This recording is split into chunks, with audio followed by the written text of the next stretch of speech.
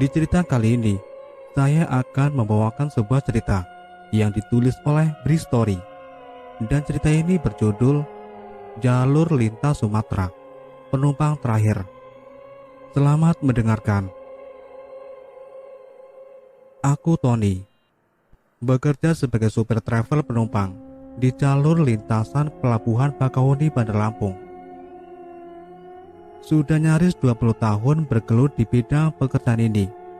Tentu saja sudah banyak asam garam aku alami. Aku termasuk supir yang lebih suka bekerja malam hari.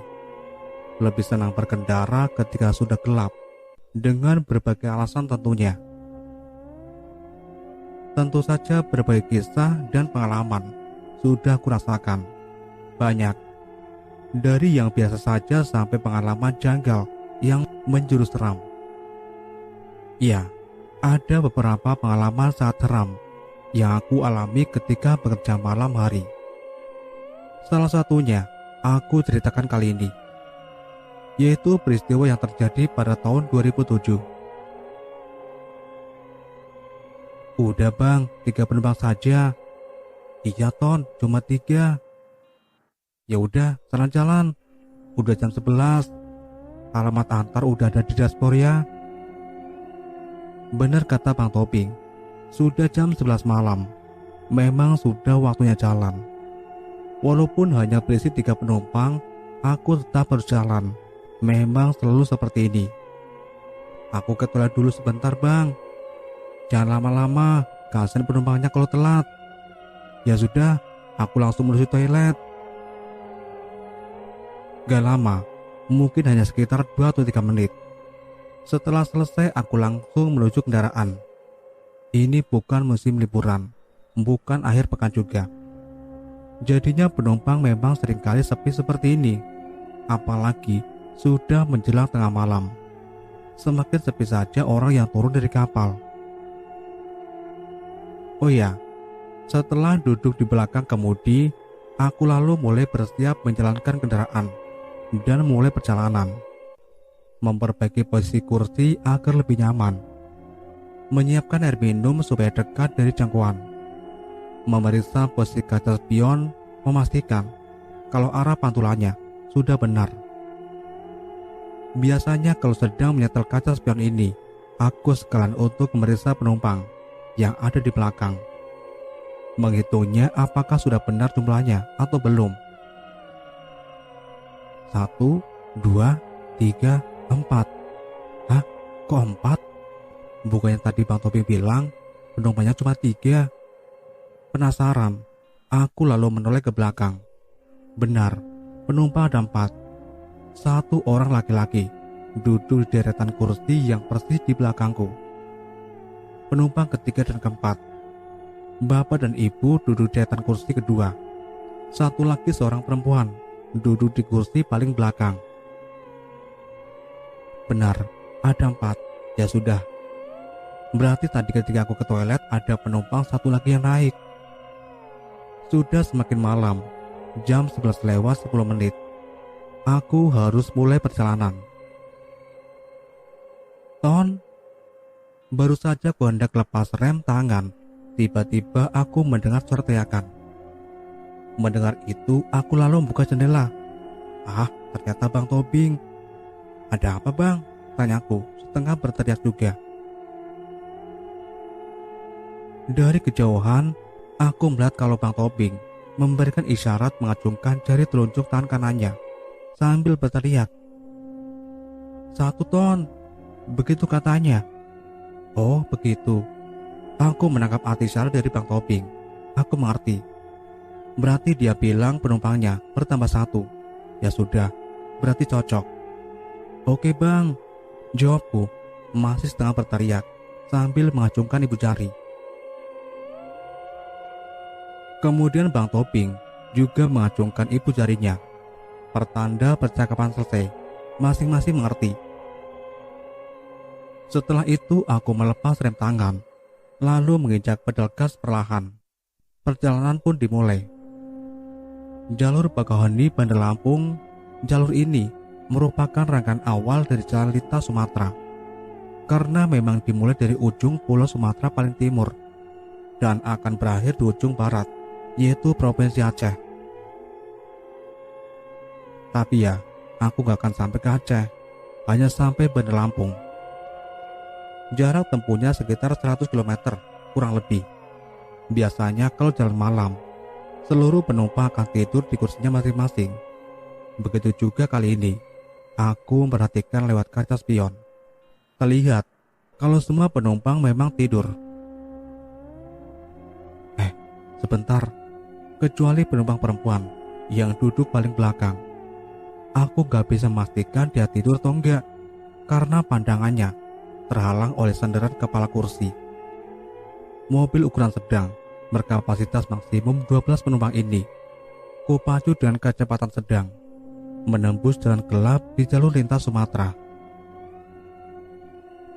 Yang aku suka dari jalan malam, salah satunya adalah jalanan cenderung sepi. Jadinya bisa lebih santai mengemudi, nggak terlalu lelah.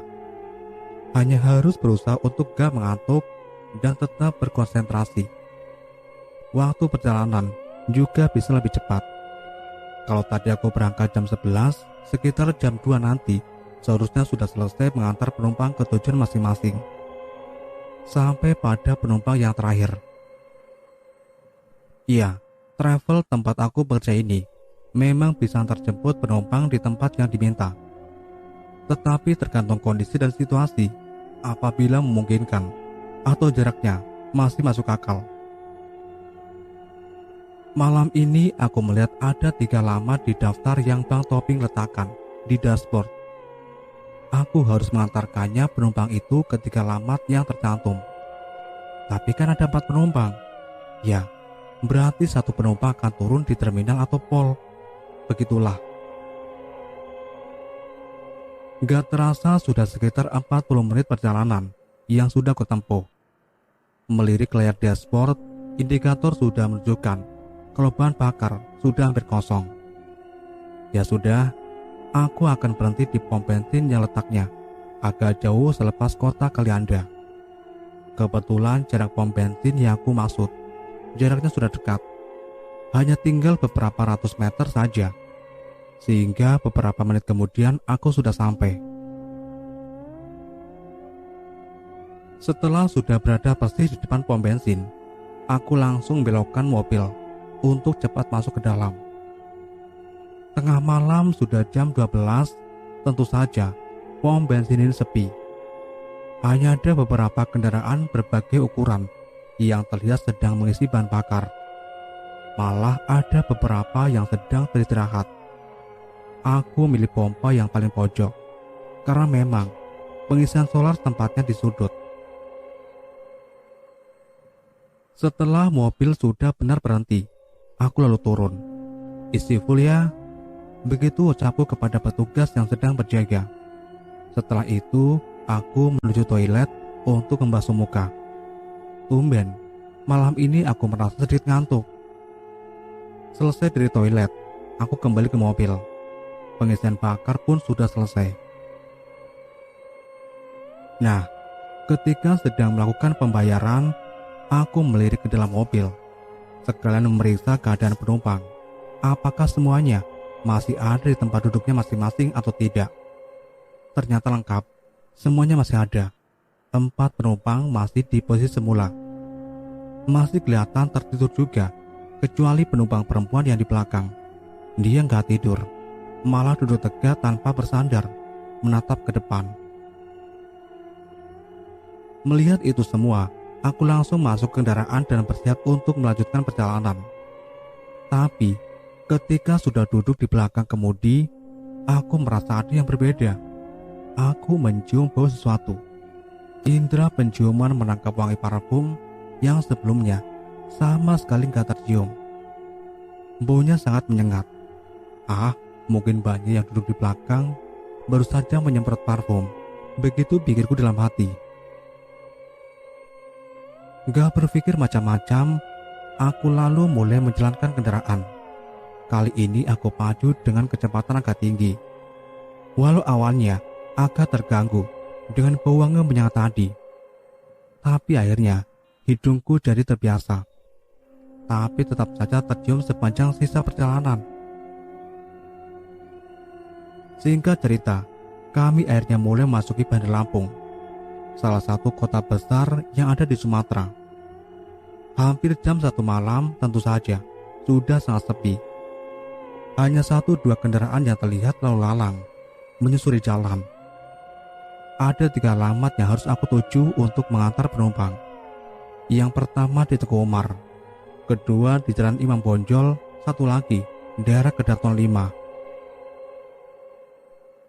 Senangnya aku melihat 3 alamat itu karena letaknya masih dalam kota, gak akan memakan waktu lama. Setelah selesai, aku bisa langsung kembali ke Kota Raja. Kota Raja adalah letak di mana pool kendaraan travelku berada. Singkat cerita lagi, akhirnya 2 penumpang sudah aku antar ke alamatnya. Tersisa 2 lagi, laki-laki yang duduk sendirian dan perempuan yang duduk di belakang. Sudah 1 jam lewat ketika kami akhirnya sampai di alamat terakhir, Kedaton 5. Di titik ini, aku masih belum tahu penumpang mana yang akan turun karena gak memperhatikan daftar alamat lagi. Aku suri jalan kecil perumahan menuju alamat pastinya.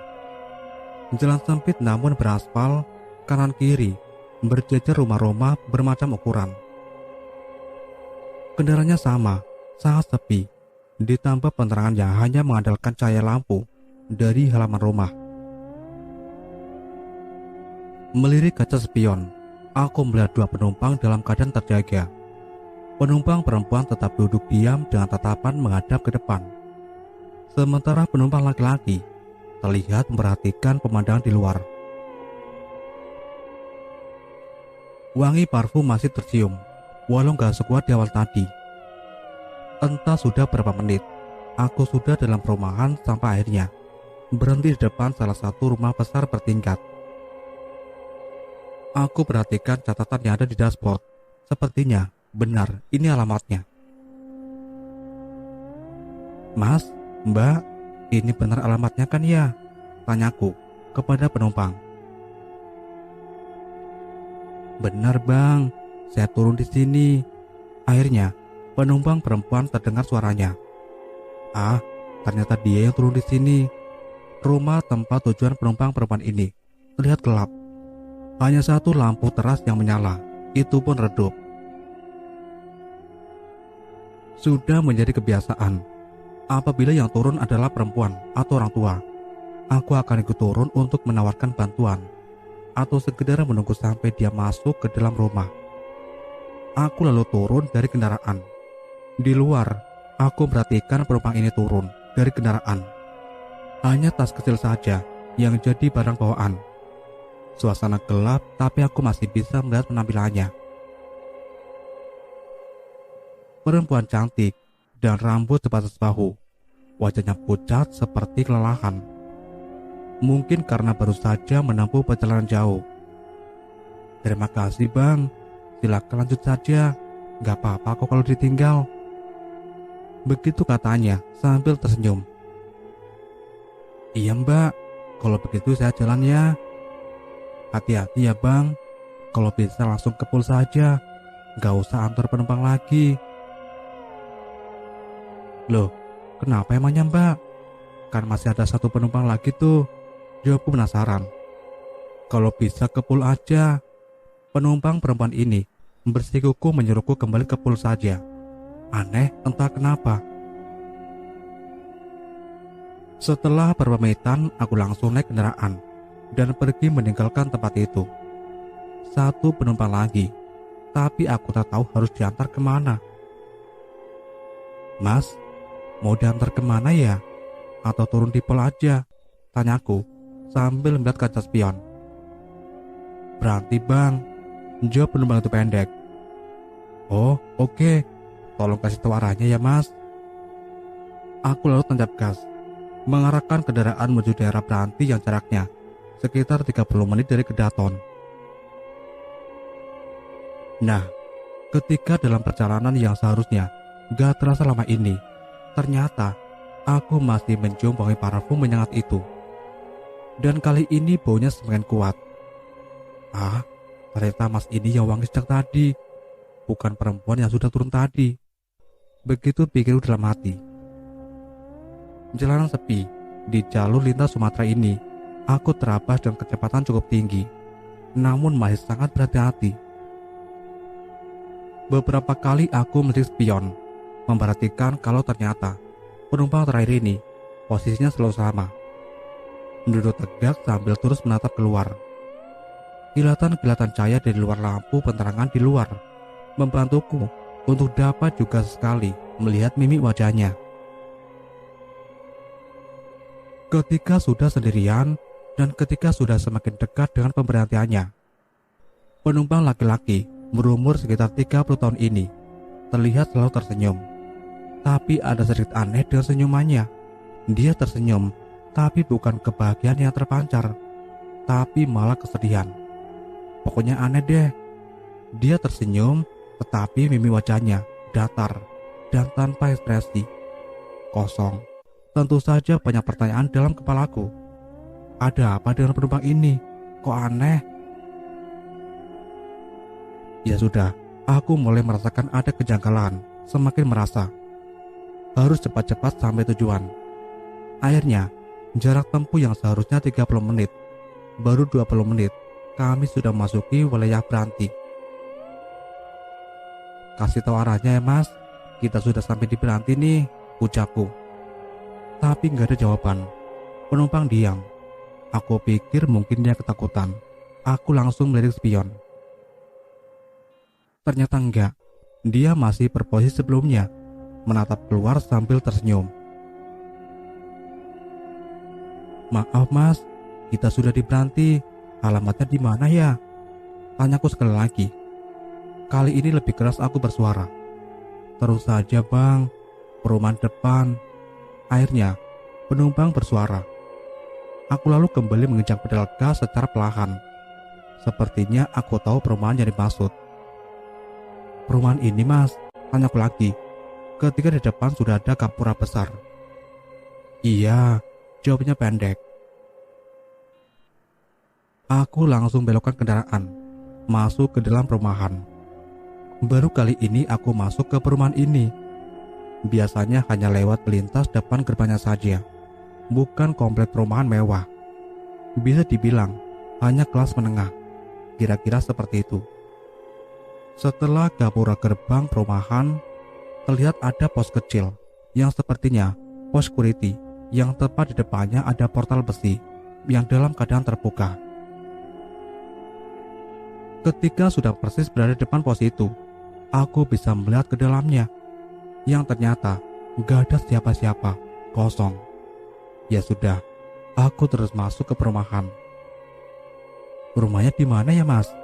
Aku bertanya sekali lagi. Terus saja. Mendengar jawabannya, aku lalu terus ikutin jalan lurus yang memanjang.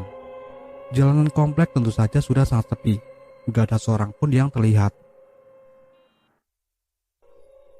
Aku menjalankan mobil sangat pelan, sambil menunggu perintah selanjutnya untuk berbelok kemana. Terus saja Mas, tanyaku lagi. Iya, datar. Kok nggak belok-belok? Memang rumahnya di mana? Aku bertanya-tanya dalam hati.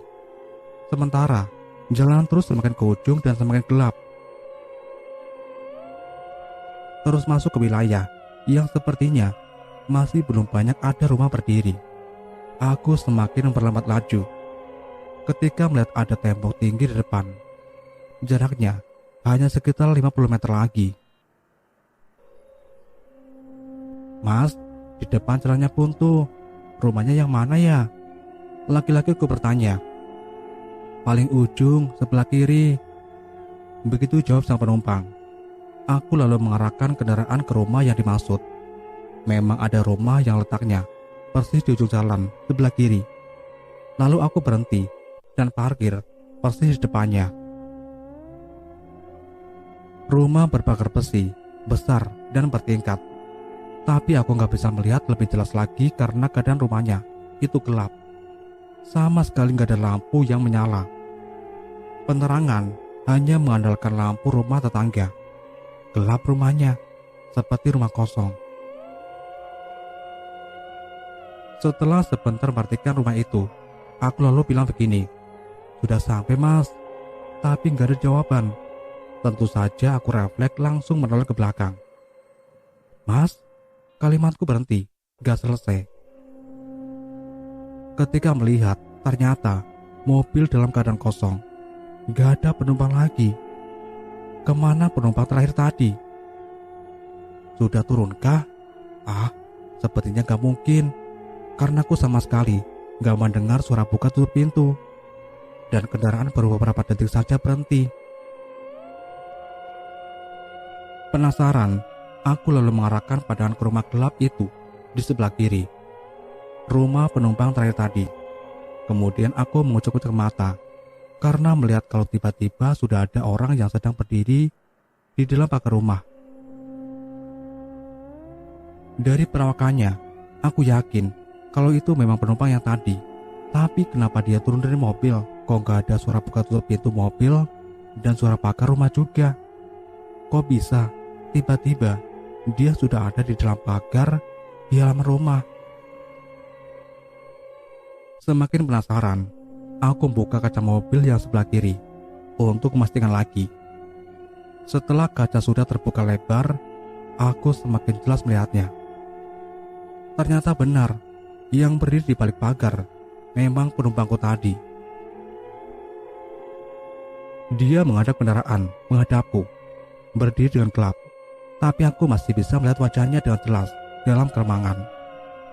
Dia tersenyum dengan muka yang masih datar dan tatapan kosong.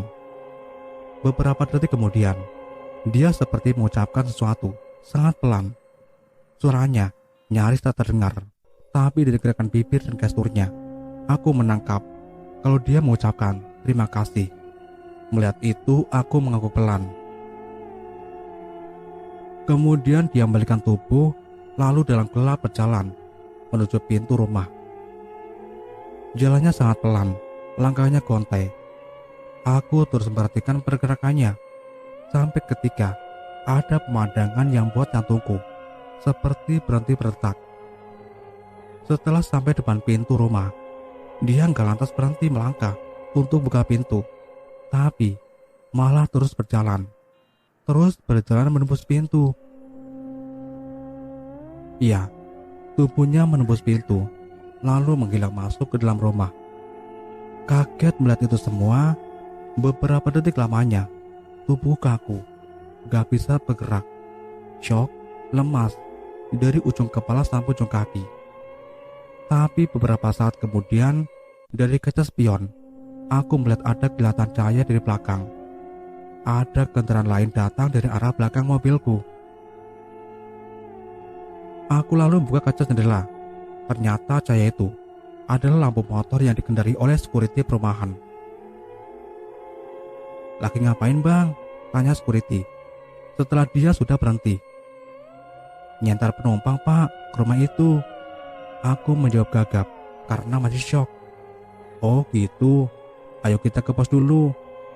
"Iya pak." Aku kemudian memutar mobil, lalu mengikuti motor security itu dari belakang. Sesampainya di pos security, aku turun dari mobil, lalu diajak untuk duduk di kursi kayu panjang.